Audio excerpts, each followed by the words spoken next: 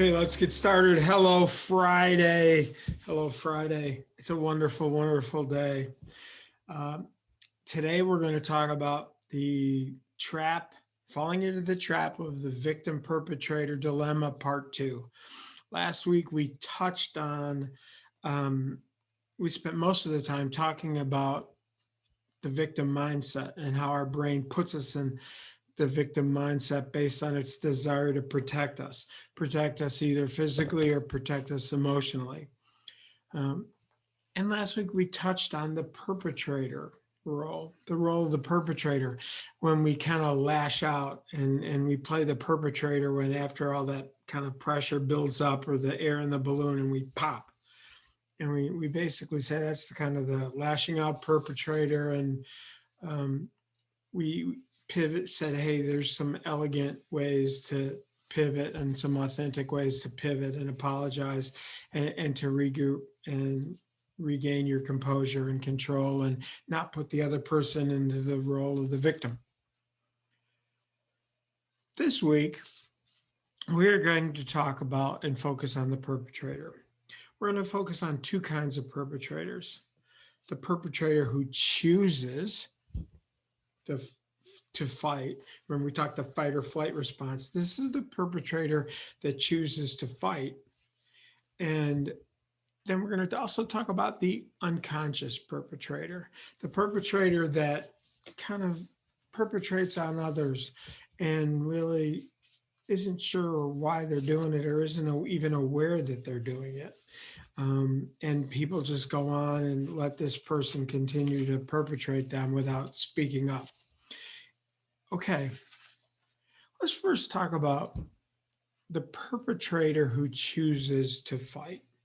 Perpetrator who chooses to fight, it's always in a response to an event or an attack or a trigger.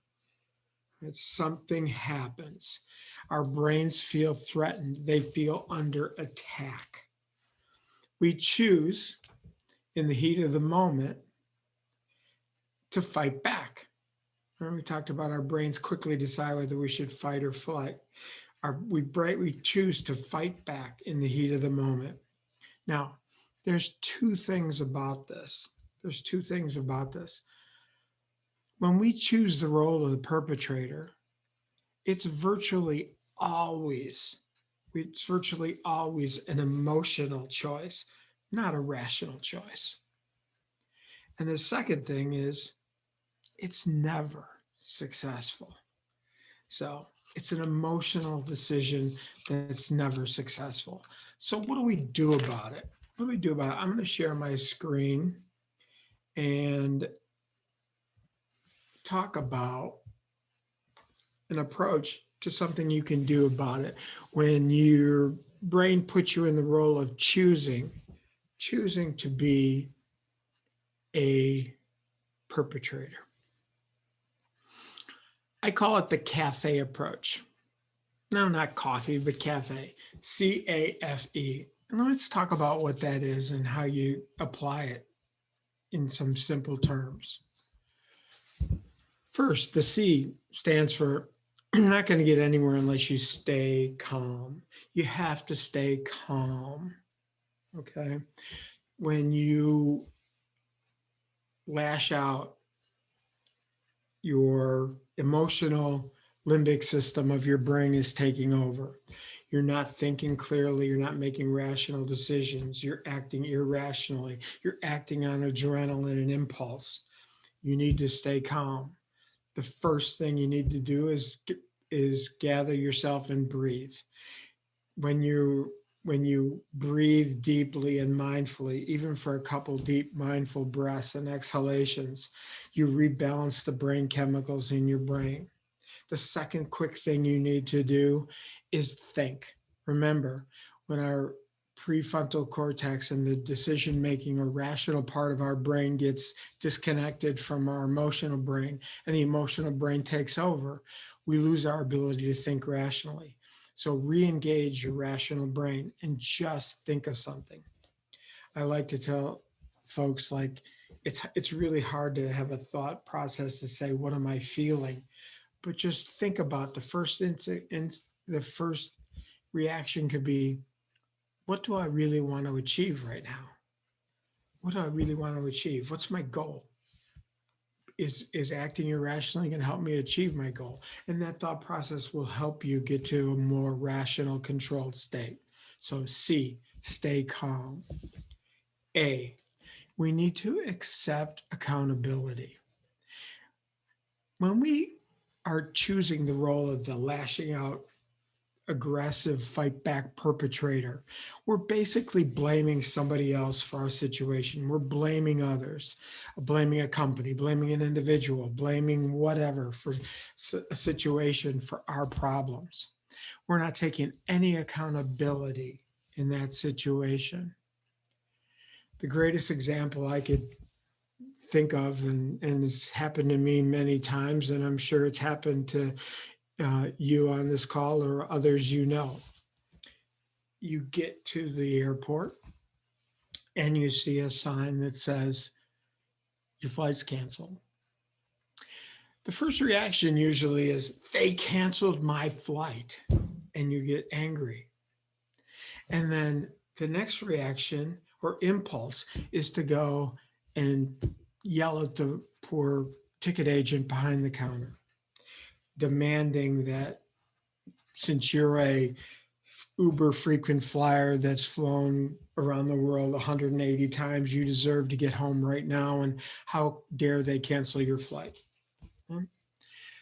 That's not taking any accountability. So you have to take some personal accountability. Don't take anything personally. By taking and accepting some accountability, you are then going to put yourself in the role of a problem solver, not an attacker. Now, even if you take the accountability that says, the accountability I have in this situation is to help solve the problem, it will take the onus off of your personal attack, and you're taking things personally and taking that accountability to say, my accountability in this situation, as messed up as it is, my accountability is to solve it. So how do I think rationally to solve this problem? That's the A. The F is, remember we talked about facts. We need to frame the situation with facts, not judgment. She yelled at me is a judgment. She raised her voice as a fact. What are the facts of the situation? Let's look at the facts. Again, this will help you think rationally and calmly and clearly. Let's look and examine all the facts. And the last one, empathy, for E. We need to then engage with empathy. Let's go back to that situation of the flight cancellation. You walk up to the counter, and if you take the uber aggressive, I've traveled around the world, I'm the top rated platinum gold member on your frequent flyer club approach, chances are that's not going to get you anywhere, or at least get you to a desired place where you want to be. But let's say you approached it with a little empathy, because the person behind the counter is probably dealing with 100 or more people just like you, and they're really not enjoying their role in the situation either. So if you demonstrate a little empathy and you walk up to that individual and you say, this is kind of a mess. I'm sure you're probably really struggling with all the problems that this has caused, and all the changes that you have to go through. And I'm feeling bad that, you have to do this. And I was booked on this flight, and like others, but I just need to get home. And what's the best you can do for me? I guarantee that more empathetic, I understand you're having a problem to approach will get you a better resolution quicker than the uber aggressive approach. So stay calm, accept accountability, frame with facts, and then lastly, engage with empathy. That would be the cafe approach. If in the heat of the moment, your brain decides to choose to be a fighting perpetrator, because that is an emotional choice, not a rational choice. And it is a choice that's never successful. All right. Hope that resonates with everybody and that makes some sense. Now, what about the unconscious times? What about the unconscious times and the unconscious ways we perpetrate others? And we, you know what? When we perpetrate others, we put them into a victim role. Thinking about things you can do that are perpetrator behaviors, or think about it this way. Think about things you do that maybe make somebody uncomfortable, that make them uncomfortable. When you make someone uncomfortable, or you push their buttons, if you will, you're putting them into the role of the victim. And whether that's in a personal or professional life, that's not in the best interest of either party. You're falling into that victim perpetrator dilemma trap. Our actions speak very loudly in how we perpetrate others unconsciously. If we point our finger at somebody, that's a perpetrator action. If we get too close to somebody, especially during COVID, that's a perpetrator action. If we are in a meeting with somebody and we answer the phone, or we're visiting somebody and we're checking our phone and checking the texts on our phone, that's sending the message that says, what I've got here on my phone is more important than you, and you're disrespecting that other individual.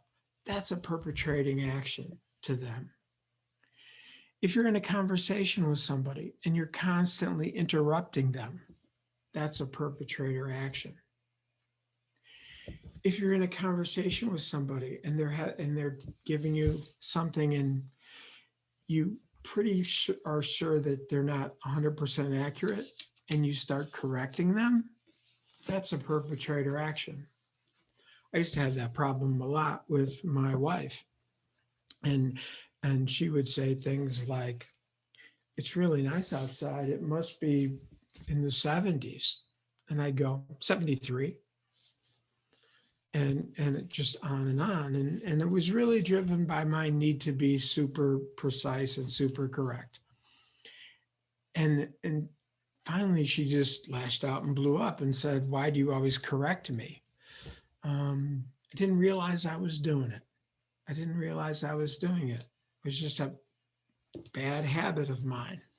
So I made a vow to say, unless whatever she says is so unbelievably not correct, like Bob is dead. No, actually, Bob's still living. I just let it go. All right.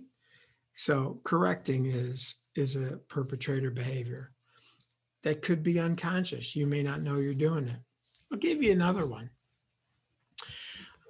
When I used to manage a group of people, and whenever there was a problem, I would try to collect my thoughts, gain my composure. And when I was doing that, and I was doing it to try to ground myself and not lash out, I made an action that actually looked like this. Years later, I found out from somebody that said whenever I did that, it was known in the group of people that worked for me as Al's going for his eyes. And that was a perpetrator action because I was sending the signal, you screwed up, you're not good enough, you made a mistake, you may catch grief over this. So the simple action of me doing something with my body language was perpetrating others. So that was another way our actions do it. Now, body language is often not intended, but if we look like we're not interested in what somebody's saying, we're looking away, we're not really focusing on them, that could be interpreted as a perpetrator action, that we're really not interested in them. Or worse yet, if we take a very defensive posture, we fold our arms and kind of put a scowl on our face, that's a sign that says, we're not buying what you're saying, and we're not even going to give you the opportunity to explain yourself. That's a perpetrator action based on our body language. We're offended, we offend somebody else. You know, our tone of voice can be often construed as a perpetrator action. Our tone of voice can be often construed as a perpetrator action. I'll give you a simple example. If you say to somebody, could you please take out the garbage? Or, could you please take out the garbage?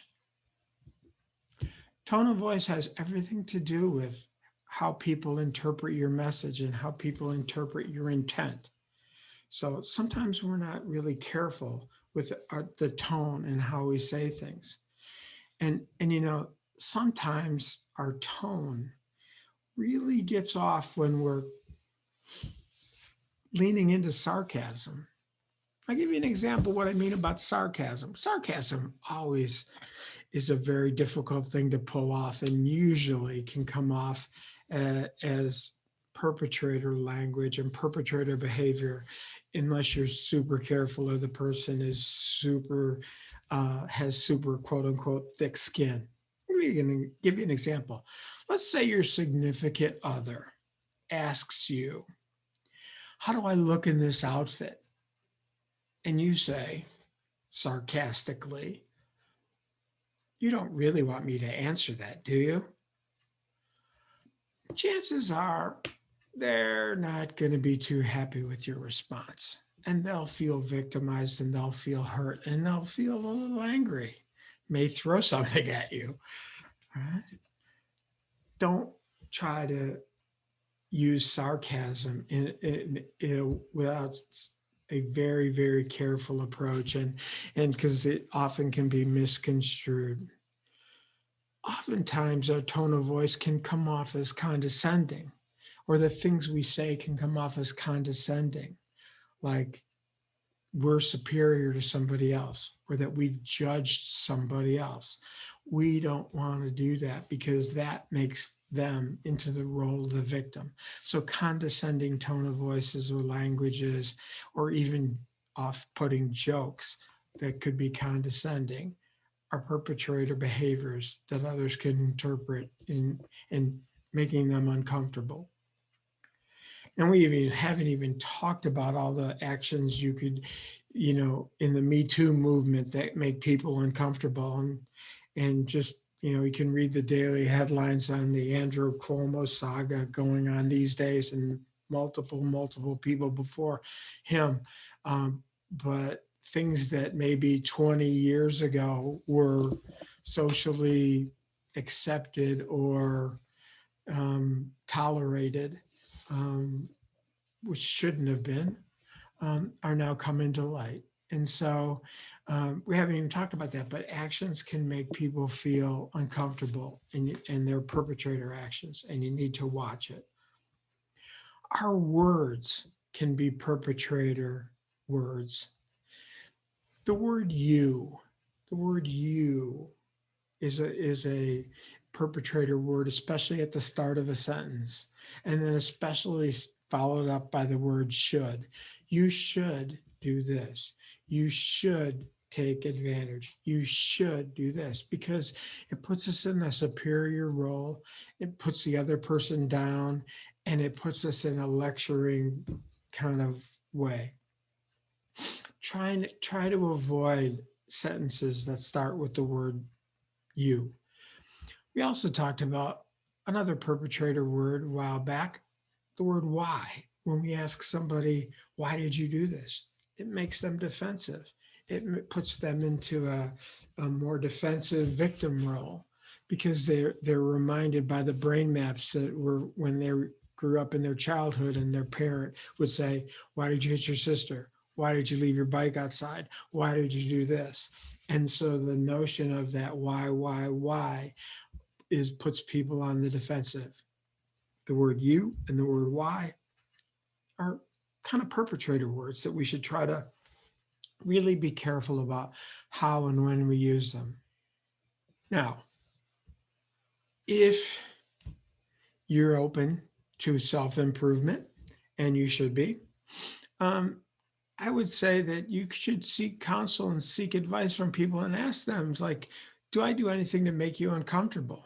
You do that to your people that you're close to in your personal life, or even colleagues at work that you really want to have a conversation with.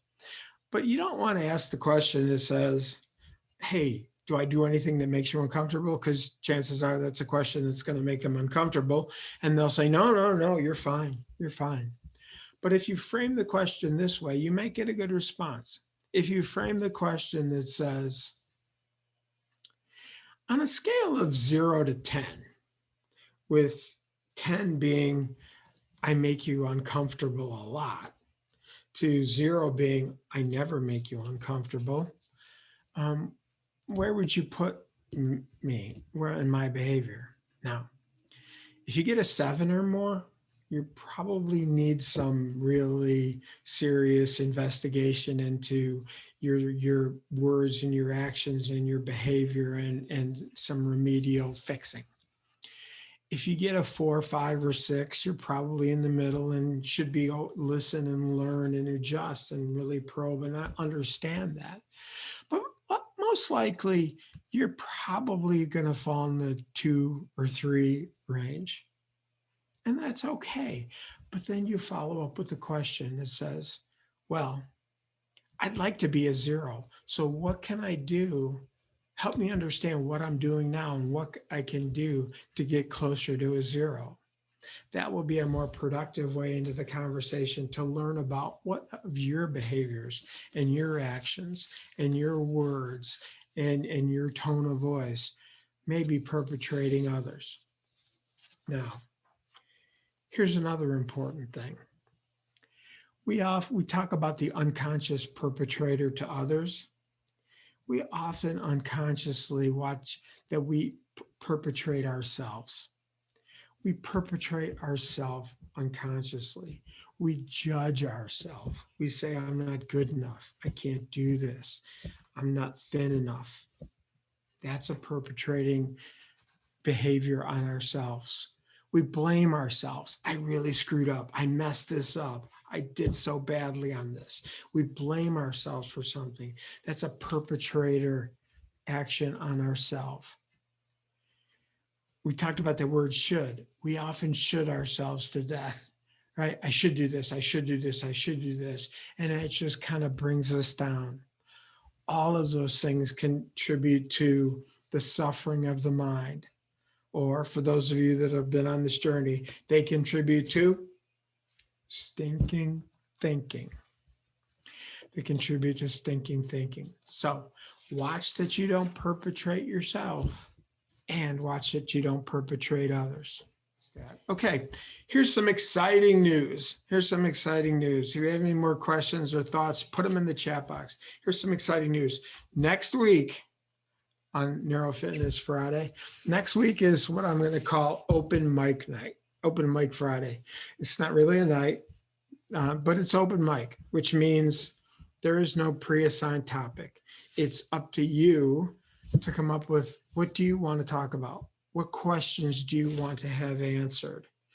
It's all up to you. So if you have a lot of questions, I'll keep going as long as there's a question and until everybody's satisfied with an answer. We can go over something that we've touched on before and you want more clarity on. We can go over a completely new topic. We can go over something that's on your mind and you really need some more advice on. You please send it to me ahead of time. You could send it to me at this email address that's on the screen, al@neuro-fitness.com, or you can just bring it to the phone call or the Zoom call on next Friday. Send in your questions in or bring them to the Zoom call. It's open mic night. We'll take it wherever you want to take it. You've been a great community. I've been blessed to have you following these calls. And I really look forward to whatever you can come up with for next week and see if we can help out some areas we may not have touched on before. Any other last thoughts in the chat box, or we'll wrap this up. It's been an awesome, awesome Friday. I hope you all have a tremendous weekend. I will say to you and each and every one of you, hello, Friday. Goodbye, victim mindset. Goodbye, perpetrator. Goodbye, unconscious perpetrator. We are ready for what's next. You all have a tremendous weekend. Take care.